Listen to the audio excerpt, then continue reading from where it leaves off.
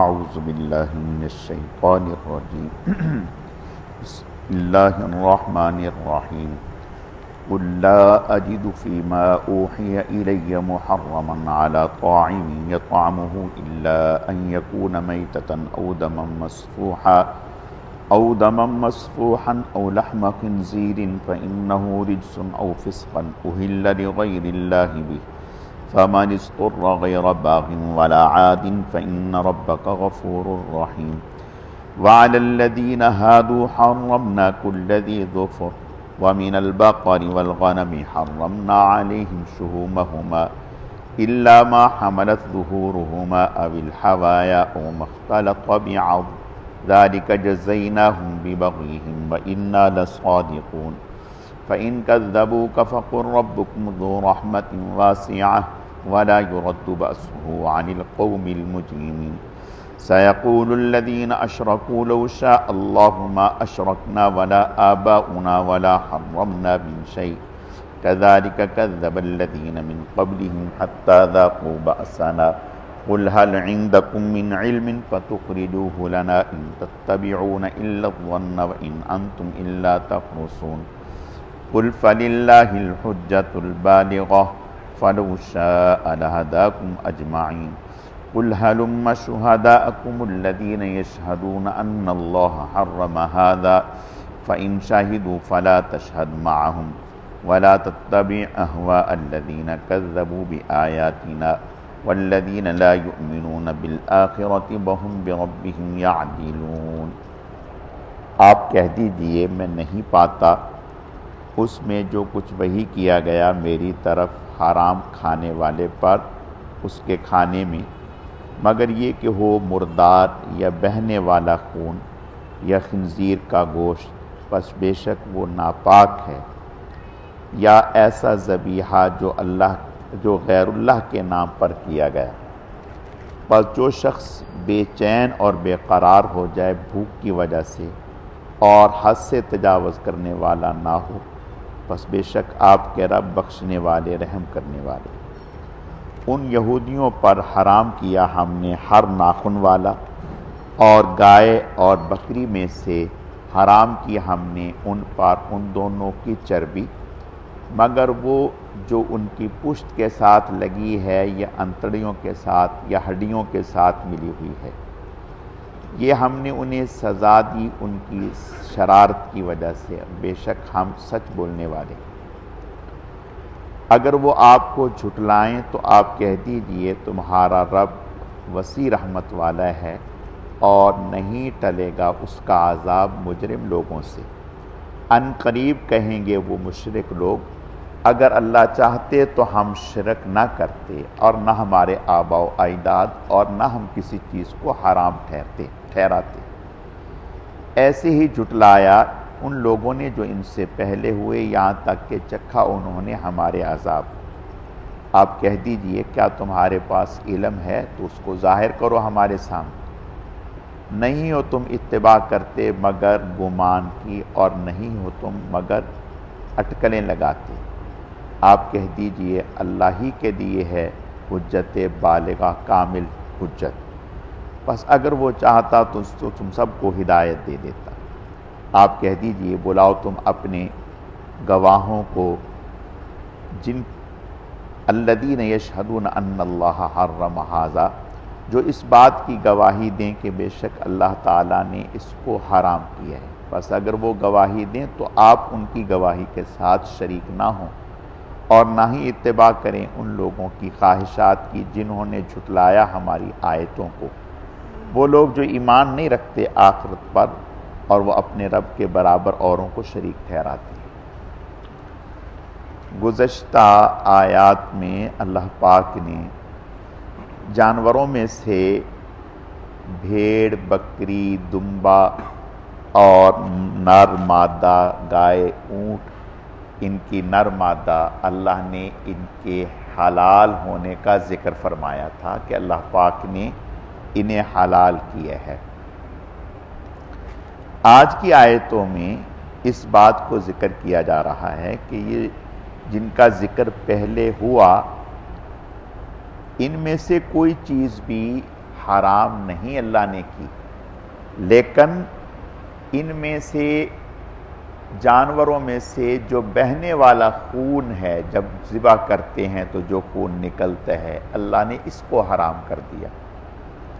یا جو جانور اپنی طبی موت مر جائے، بکری ہے، بھیڑ ہے، دمبے ہے، اونٹ ہے، گائے ہے،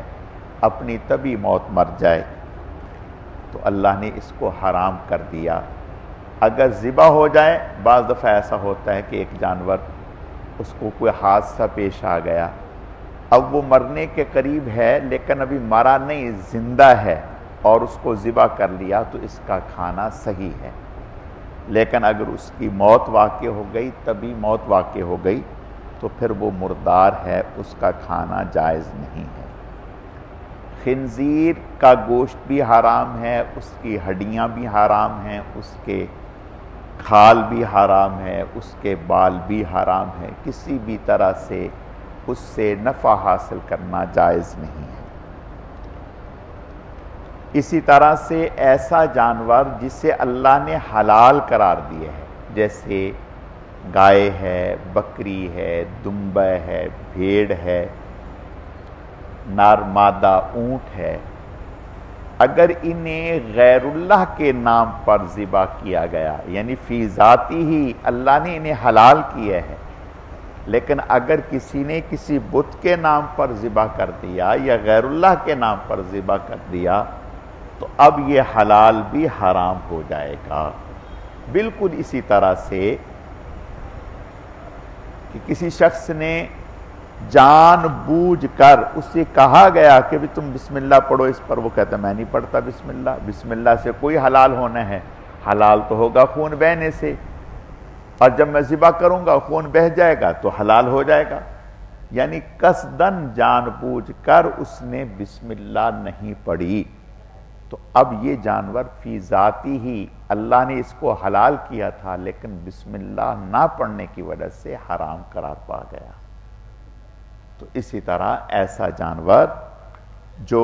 غیر اللہ کے نام پر ذبح کیا گیا تو فرمایا کہ یہ بھی حرام ہے، اس کا کھانا جائز نہیں ہے۔ لیکن اللہ پاک نے کچھ صورتیں مستثنا کر دیں، مثلا ایک شخص ہے وہ ایسی جگہ پھنسا ہوا ہے کہ اب اس کے لیے حلال کھانے کا کوئی چیز نہیں ہے، کوئی چیز بھی حلال کھانے کی نہیں ہے، اور فقر و فاقہ کی وجہ سے، بھوک کی وجہ سے حالت یہاں تک پہنچ گئی کہ جان بچانا مشکل ہو رہا ہے، یعنی اس کو نظر آ رہا ہے کہ میں نے اگر کچھ نہ کھایا تو میری موت واقع ہو جائے گی۔ ایسی صورت میں اگر مردہ جانور میں سے کچھ کھا لیا یا اور ایسی چیز حرام کھا لی جسے اللہ نے حرام کیا ہے تو اللہ تعالیٰ کی طرف سے اجازت ہے، لیکن دو باتوں کا خیال رکھے، ایک تو اتنا کھائے جتنے سے اس کی جان بچ جائے، اتنا کھائے جتنے سے اس کی جان بچ جائے، حد سے زیادہ نہ کھائے، یعنی خوب مزے لے لے کے نہ کھائے۔ حدیث شریف میں آتا ہے کہ آپ صلی اللہ علیہ وسلم نے صحابہ کرام رضوان اللہ علیہم اجمعین کو ایک جہاد کے لیے بھیجا تو غالباً یہ حضرات 70 کے قریب تھے، یہ اس سے بھی کچھ زیادہ تھے، تو ان کے پاس زاد راہ راستے کا توشہ ختم ہو گیا۔ جب توشہ ختم ہو گیا تو جو امیر تھے انہوں نے کھجوریں تھیں، کھجوریں اپنے پاس رکھ لیں، ہر ایک کو ایک کھجور دیتی کہ بس یہ پورے دن کی غذا ہے، ایک کھجور۔ اب جب اس صحابی نے یہ واقعہ بیان کیا کہ ہمیں پورے دن میں ایک کھجور ملتی تھی تو دوسرے نے سن کے کہا کہ ایک کھجور، اس سے تمہارا کام چل جاتا تھا؟ اس نے کہا اوہو، اس کی قدر کا اس وقت پتہ چلا جب وہ بھی ختم ہو گئیں، وہ بھی ختم ہو گئیں، اب کھانے کے لیے کچھ نہیں تھا، اب صرف گٹلی ہوتی تھی، اس کو منہ میں رکھ کے چوستے رہتے تھے۔ اس وقت اندازہ ہوا کہ ایک کھجور کتنی بڑی تھی۔ تو پھر ایسا وقت آیا کہ وہ گٹلیاں بھی ختم ہو گئیں، پتے کھائے، اور پھر اللہ پاک نے کتنے دن کے بعد جب فاقے سے نڈھال ہو گئے تو پھر ساحل پر اللہ پاک نے ایک بہت بڑی مچھلی لا کے پھینک دی،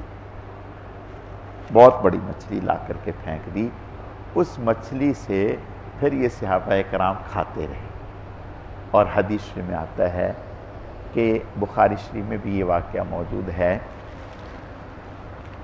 غزوۃ العنبر کے نام سے شاید یہ مشہور ہے۔ تو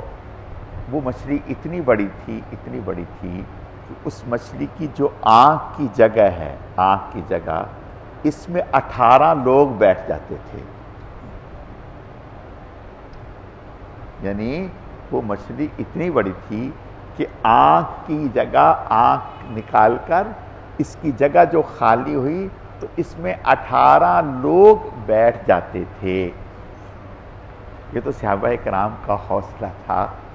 کہ اللہ نے ان کو کیسا دل عطا کیا تھا، ورنہ آج کا زمانہ ہوتا تو کھانا تو دور کی بات ہے، ڈر کے مارے جو بھاگتے وہاں سے کہ یہ پتہ نہیں کیا مصیبت آ گئی۔ کہ جس کی آنکھ اتنی بڑی ہے،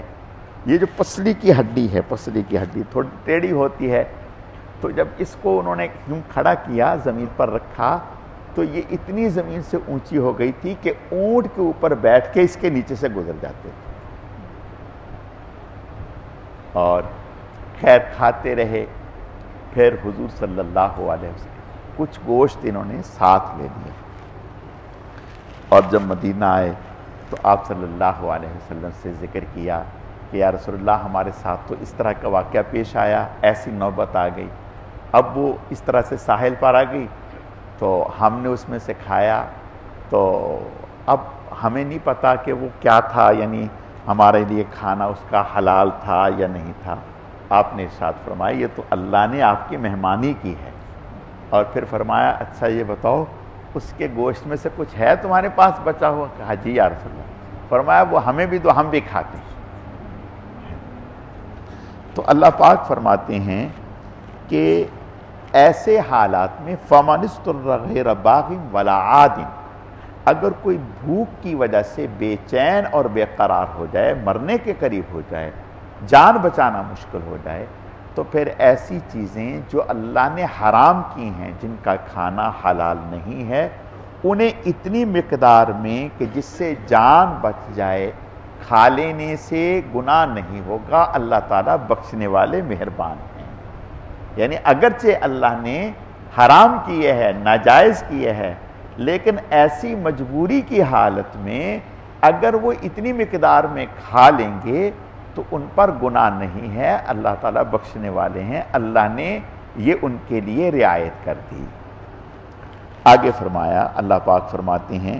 کہ یہودیوں پر ہم نے ناخن والا جانور حرام کر دیا، اور گائے اور بکری کی چربی ان پر حرام کر دی۔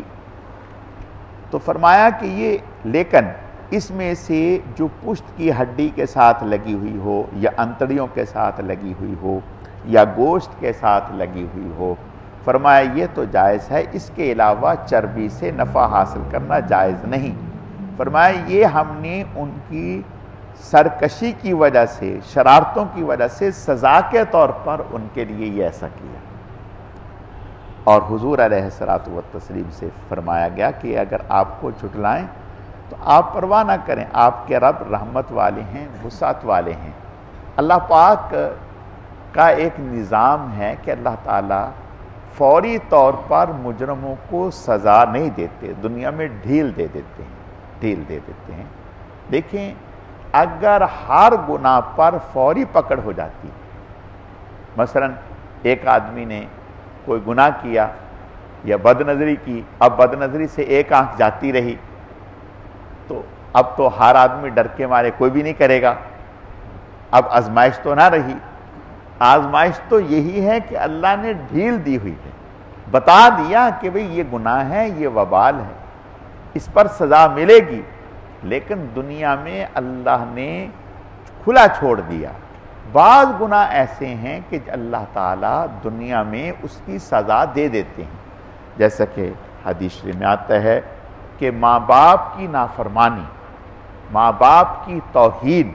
ماں باپ کی دل آزاری، یہ ایسا سنگین گناہ ہے کہ جس کی اصل سزا تو آخرت میں ملے گی، لیکن دنیا میں بھی اللہ تعالیٰ پکڑ فرما دیتے ہیں اور بچ نہیں پاتا اللہ تعالیٰ کی پکڑ سے۔ تو حضور سے فرمایا کہ اگر یہ آپ کو جھٹلائیں تو اللہ تعالیٰ کی طرف سے ایک وقت مقرر ہے، اللہ تعالیٰ کا عذاب جو ہے وہ مجرموں سے ٹلے گا نہیں۔ اور پھر آگے فرمایا کہ ان قریب یہ مشرک لوگ کہیں گے لو شاء اللہ ما اشرکنا ولا آباؤنا ولا حرمنا من شیء، اگر اللہ چاہتے تو ہم نہ شرک کرتے، نہ ہمارے آباء و اجداد شرک کرتے، اور نہ ان میں سے کسی چیز کو حرام کرتے۔ یعنی ہم یہ جو کر رہے ہیں، شرک کر رہے ہیں، بھئی بتوں کے سامنے ہم نے کوئی منت مانی وہ تو پوری ہو گئی، فلاں بت کے سامنے ہم نے کوئی منت مانی تو وہ پوری ہو گئی، تو اس کا مطلب یہ ہے کہ یہ ہمارا شرک کرنا ٹھیک ہوا، اگر یہ ٹھیک نہ ہوتا تو ہماری نظر نیاز پوری کیوں ہوتی؟ ٹھیک ہے، اور اگر یہ برا کام ہوتا تو اللہ اگر چاہتے تو ہم ایسا نہ کرتے، ہم کر رہے ہیں تو گویا اللہ تعالیٰ کی رضا اس میں شامل ہے۔ دیکھو ایک بات یاد رکھو، اگر کوئی آدمی زہر کھا لے اور کہے کہ بھئی اگر یہ گناہ کا عمل ہوتا تو اللہ تعالیٰ میرا ہاتھ پکڑ دیتے، نہیں، ایسا نہیں۔ اللہ پاک نے ہمیں جائز ناجائز، حلال اور حرام کا فرق بتا دیا۔ اب اگر ہم کرتے ہیں تو اس کا یہ مطلب نہیں ہے کہ بھئی اگر ہم کر رہے ہیں تو وہ جائز ہے، تو فرمایا کہ نہیں، وَلَا حَرَّمْنَا كَذَلِكَ كَذَّبَ اللَّهُ، اسی طرح سے جو پہلے لوگ ہوئے انہوں نے بھی جھٹلا، حَتَّى ذَاقُوا بَأْسَنَا، یہاں تک کہ پھر ہمارے عذاب کا مزہ چکھا۔ وہ بھی یہ کہتے تھے کہ اگر اللہ چاہتے تو ہم کیوں ان بتوں کی عبادت کرتے، اور اگر آپ سچے ہیں تو عذاب لا کر کے دکھا دیں۔ جب وہ حد سے بڑھے تو پھر اللہ کا عذاب آ گیا۔ آگے اللہ فرماتے ہیں ان سے کہیے کہ تمہارے پاس اپنی ان بیہودہ حرکتوں پر، شرک پر، کفر پر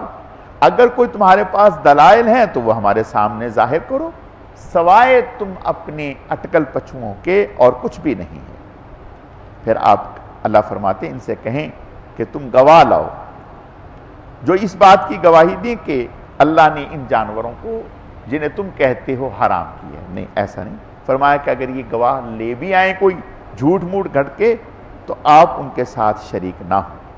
فرمایا جو لوگ آخرت پر ایمان نہیں رکھتے، اور یہی لوگ ہیں جو فرمایا ایسے لوگوں کی خواہشات کی پیروی نہ کریں جو ہماری آیتوں کو جھٹلاتے ہیں اور آخرت پر ایمان نہیں رکھتے اور اللہ کے ساتھ اوروں کو شریک ٹھہراتے ہیں۔ اللہ تعالیٰ اپنے کرم سے ہم سب کی حفاظت فرمائے۔ انسان جو ہے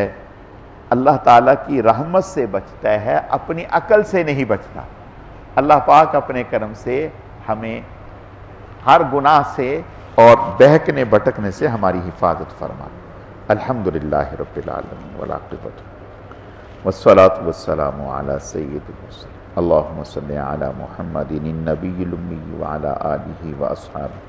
وبارک وسلم وسلم رب اغفر وارحم وانت خیر الراحمین۔ اے اللہ جو کچھ کہا سنا گیا اپنی بارگاہ میں قبول فرما، کمی کوتاہیوں کو معاف فرما، ہمارے اعمال میں اخلاص پیدا فرما، اپنی رضا نصیب فرما، بہکنے بھٹکنے گمراہ ہونے سے ہماری حفاظت فرما۔ سبحان ربک رب العزت عما یصفون وسلام علی المرسلین والحمد للہ رب العالمین برحمتک یا ارحم الراحمین۔